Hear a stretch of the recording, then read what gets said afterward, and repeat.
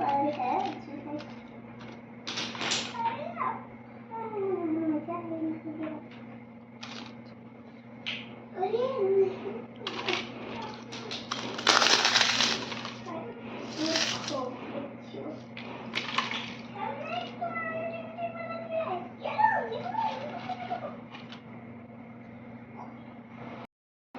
आहे तुमचं परत एकदा एका नवीन व्हिडिओमध्ये। आज आपण बघतोय वाळवण रेसिपीतला दुसरा प्रकार। पहिला आपण चिप्स बनवलेले आहेत, त्याला तुम्ही अगदी भरभरून असा प्रतिसाद दिला। आता आपण दुसरी रेसिपी बघतोय, ते म्हणजे गव्हाचे आणि रव्याचे पळी पापड। त्यासाठी काय केलंय, 1 वाटी रवा घेतला। इथं कोणताही जाडसर बारीक रवा तुम्ही घेऊ शकता, जर जास्त जाड असेल तर मिक्सरला एकदा फिरवून घ्या। आणि 1 वाटी घेतलंय गव्हाचं पीठ। आता हे एका पातेल्यामध्ये किंवा एका भांड्यात असं काढून घ्यायचं। 1 वाटी रवा आणि 1 वाटी गव्हाचं पीठ, आणि ह्याच्यामध्ये आपल्याला घालायचं आहे 4 वाटी पाणी। ज्या वाटीने आपण रवा आणि गव्हाचं पीठ घेतलं ना, त्याच वाटीने 4 वाटी पाणी घालायचे आपल्याला।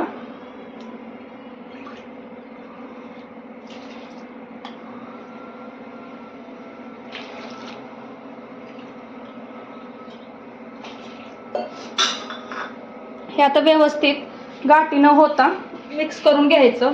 आणि हे हलवण्यासाठी ना मोठं भांडं घ्यायचं, म्हणजे खाली सांडणार नाही। आणि एकसारखं व्यवस्थित हलवून घ्यायचं, म्हणजे ह्याच्यात गाठी होणार नाहीत आणि पीठ एकसारखं होईल आपलं।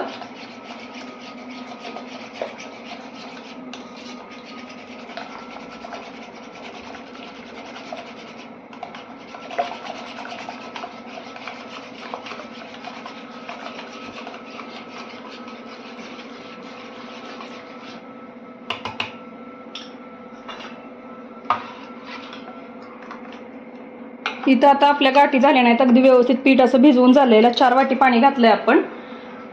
आता आपण हे पीठ, आता इथं आपण पाणी गरम करायला ठेवलेलं, त्या मापानुसार आपण इथं 10 वाट्या पाणी गरम करायला ठेवले। आता त्याच्यात चवीनुसार मीठ घालून घ्यायचं। इथं मी 2 चमचे, आपण जे पोहे खायला चमचा वापरतो त्याने 2 चमचे मीठ आणि एखादा चमचाभर पापड खार घालून घ्यायचा। पाण्याला उकळी आली की आपल्याला ते भिजवलेलं पीठ आहे, जो रवा आणि गव्हाचं पीठ आहे, ते त्याच्यामध्ये घालून घ्यायचं।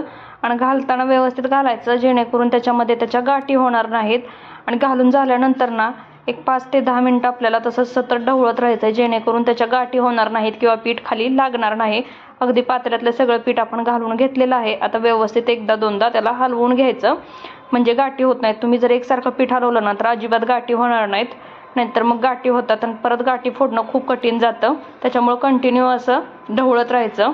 एक 5 ते 10 मिनिटानंतर हे मिश्रण थोडंसं घट्टसर व्हायला लागतं। घट्टसर व्हायला लागलं की पीठ थोडंसं शिजत येतं। आता पीठ कसं शिजलंय ओळखायचं हे पुढं सांगते। आता हे आपण सतत असं ढवळत राहूयात।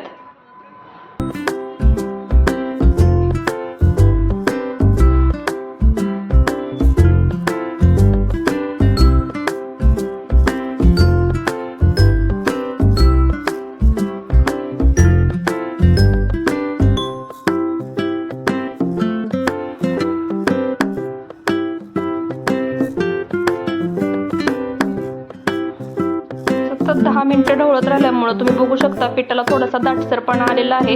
आता त्यात चवीनुसार आपल्याला जिरं आणि चिली फ्लेक्स घालून घ्यायचे आहेत। हे चिली फ्लेक्स आणि जिरं ऑप्शनल आहे, नुसतं जिरं घातलं तरी चालेल, पण चिली फ्लेक्सने थोडंसं तिखट चव येते, त्याच्यामुळे मी चिली फ्लेक्स वापरले इथं। आता दोन्ही घातल्यानंतर व्यवस्थित परत एकदा हलवून घेऊयात। पीठ ही आता आपलं थोडंसं दाटसर व्हायला लागलंय। अजून ह्याला एक 5 मिनिटं असंच शिजवून घेऊया। चिली फ्लेक्स आणि जिरे घातल्यानंतर एक 5 मिनिटं आपण ह्याला असंच हलवून घेतलंय।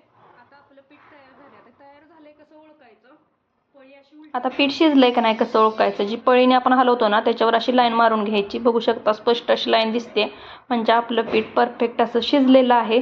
आता गॅस बंद करूया आणि हे पीठ थोडंसं थंड करून घेऊया, कारण आपण हे पापड प्लास्टिक शीटवरती घालणार आहे।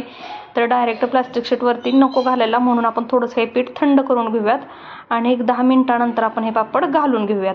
आता इथे 10 मिनिटं झालेली आहेत आणि आपण कागदही अंथरून घेतलाय आणि पीठ व्यवस्थित थंडही झालेलं आहे आणि थोडंसं अजून दाटसर झाले बघू शकता, आणि छान असं टेक्स्चर त्याला आलेलं आहे। आता आपण हे पापड घालून घेऊयात।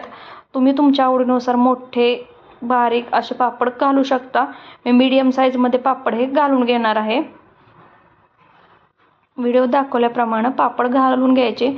आता माझ्या गॅलरीत ऊन नाही आहे, त्याच्यामुळे मी घरीच फॅनखाली एक दिवस सुकवणार आहे आणि दुसऱ्या दिवशी मग उन्हामध्ये सुकवणार आहे. तुमच्याकडे जर ऊन येत असेल तर तुम्ही डायरेक्टली उन्हामध्ये घातले तरी चालेल.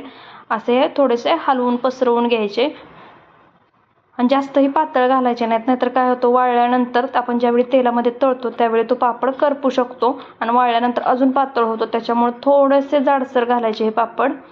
ह्याच पद्धतीने आपण सगळे पापड बनवून घेऊयात.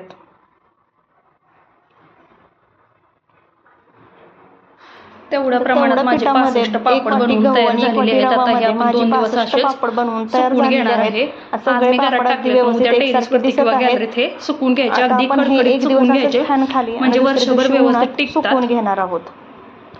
कडकडीत उन्हात सुकवल्यामुळे जास्त मोठे नाही आणि जास्त बारीक नाही या साईज मध्ये मी केलेत. तुम्हाला छोटे हवे असतील तर तुम्ही छोटे घालू शकता.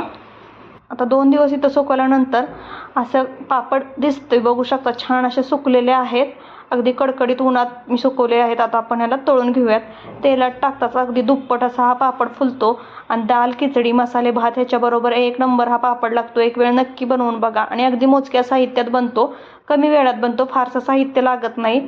एक वेळ बनवा आणि कमेंटमध्ये मला सांगा की तुम्हाला व्हिडिओ कसा वाटला आणि व्हिडिओ जास्तीत जास्त शेअर करा आणि चॅनलवरती नवीन असेल तर चॅनलला सबस्क्राईब करा, व्हिडिओला लाईक नक्की करा.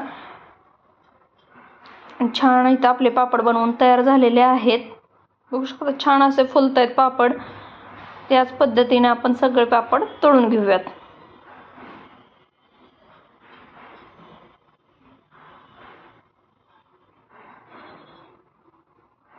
चवीलाही खूप छान असे पापड लागतात, अगदी खुसखुशीत होतात, बॉबी सारखे लागतात. त्याच्यामुळे एक वेळ नक्की बनवून बघा. परत भेटूया अशाच एका नवीन व्हिडिओसह.